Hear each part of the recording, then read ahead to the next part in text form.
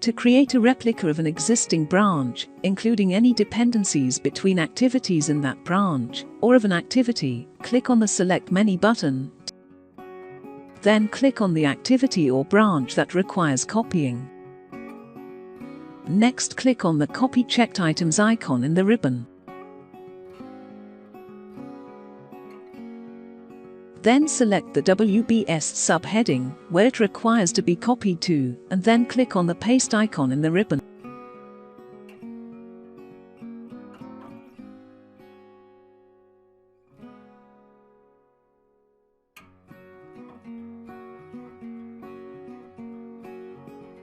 If you need to delete tasks or headings, first select them, and then click on the Remove Checked Items. Similarly to copy, you can use the Cut Checked Items button to move already selected branches or tasks.